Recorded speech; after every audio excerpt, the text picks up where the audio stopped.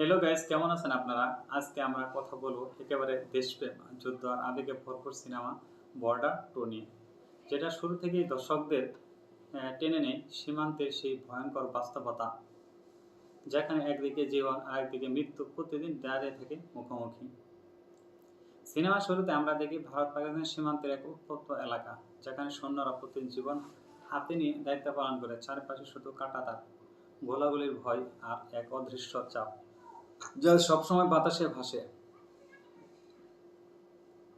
এই জায়গাতেই শুরু হয় নতুন এক মিশনের গল্প।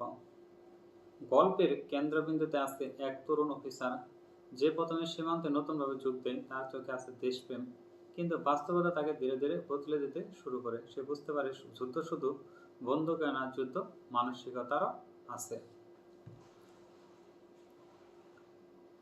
ধীরে ধীরে দেখা যায় সীমান্তে বড় ধরনের ষড়যন্ত্র চলছে, যেখানে শুধু বাহ্যিক শত্রু না, বরং ভিতরের কিছু বিশ্বাসঘাতকতা জড়িয়ে আছে। এই সত্য ধরা পড়ার পর পুরো ইউনিটের উপর চাপ আরও বেড়ে যায়।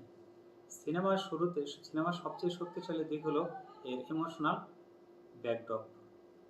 এখানে শুধু যুদ্ধ দেখানো হয়নি, দেখানো হয়েছে একজন সৈনিকের পরিবার, তার ত্যাগ এবং প্রতিদিনের মানসিক যুদ্ধ। যে যুদ্ধ সে ঘরে ফিরে গেলেও শেষ হয় না। এই মুভির সবচেয়ে বড় অদ্ভুত বিষয় হলো অনেক অনেক অনেক যুদ্ধের দৃশ্য আসল সীমান্তে এলাকার অনুপ্রেরণায় শুট করা হয়েছে, যাতে বাস্তবতার অনুভূতি পাওয়া যায়। এছাড়া কিছু ফাইট সিনে কোনো অতিরিক্ত ভিজুয়াল ইফেক্ট ব্যবহার না করে বাস্তব স্ট্যান্ড করা হয়েছে।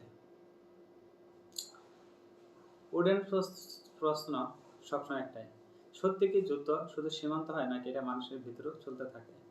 আর একজন সৈনিকের জন্য সবচেয়ে বড় যুদ্ধ কোনটা? শত্রুর বিরুদ্ধে না নিজের ভয়ের বিরুদ্ধে?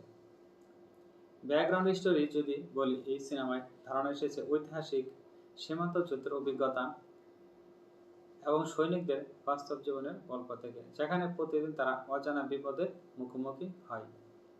গল্পের মাঝে মাঝে বড় টুইস্ট আসে, যখন দেখা যায় মিশনের ভিতরে একটা বড় বিশ্বাসঘাতকতা কাজ করছে, যা পুরো অপারেশনকে বিপদের মুখে ফেলে দেয়। এই সময় প্রধান চরিত্রকে নিজের ইউনিটের ভিতর থেকে শত্রু খুঁজে বের করতে হয়। এই মুভির সিমিলার আরও কিছু মুভি আছে, ইচ্ছে করলে আপনারাও সেগুলো দেখতে পারেন, যেমন border 1997, Uri the surgical strike, Shershaah এবং কেশারি, যেখানে দেশপ্রেম, যুদ্ধ এবং ত্যাগের গল্প খুব শক্তিশালীভাবে দেখানো হয়। শেষের দিকে যুদ্ধ শুরু হয়, চূড়ান্ত যুদ্ধ, যেখানে সীমান্তের এক ভয়ঙ্কর রাতে দুই পক্ষের মধ্যে তীব্র সংঘর্ষ হয়। এই যুদ্ধ শুধু অস্ত্রের না, বরং সাহস, ত্যাগ আর বিশ্বাসেরও পরীক্ষা। আমার ব্যক্তিগত রেটিং অনুযায়ী বর্ডার 2 পায় 10-এর মধ্যে 8.7, কারণ এর দেশপ্রেম, ইমোশন এবং অ্যাকশন খুবই শক্তিশালী। যদিও কিছু জায়গায় আরও ডেভেলপমেন্ট করা যেত। গল্পের মাঝামাঝি আমরা যে সবচেয়ে বড় টুইস্টটা আপনি খাবেন যখন দেখবেন যে একটা বড় বিশ্বাসঘাতকতা এই মুভির ভিতরে কাজ করে, যা পুরো অপারেশনকেই বিপদের মুখে ফেলে দেয়। ওদের ভিতরে একজন বিশ্বাসঘাতকতা করে। অডিয়েন্সরা সবসময় জিজ্ঞেস করে যে যুদ্ধ কি শুধু সীমান্ত হয়, নাকি এটা মানুষের মনের ভিতরেও চলতে থাকে। একজন সৈনিকের জন্য সবচেয়ে বড় যুদ্ধই কোনটা? শত্রুর বিরুদ্ধে নাকি ভয়ের বিরুদ্ধে? শেষের দিকে আমরা দেখি ত্যাগ আর বিশ্বাসের পরীক্ষাও দেখি।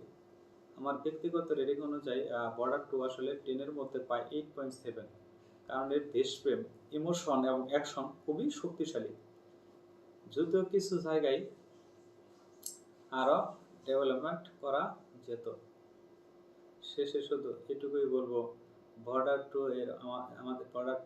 আমাদের মনে করিয়ে দেয় যে একজন সৈনিক শুধু যুদ্ধ করে না, সে প্রতিদিন নিজের জীবনকে দেশের জন্য উৎসর্গ করে।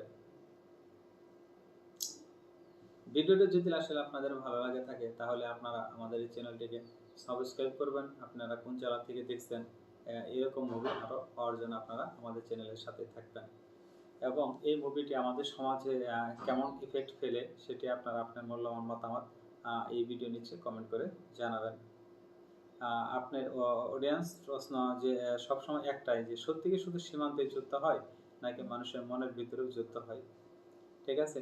তো প্রতিদিন নিজের জীবনকে উৎসর্গ করে। ভিডিওটি যদি আপনাদের ভালো লাগে তাহলে একটা লাইক করবেন এবং কমেন্ট করবেন এবং সাবস্ক্রাইব করবেন এবং কমেন্টে জানাবেন মনে করেন সত্যিকারের দেশপ্রেম কাকে বলে।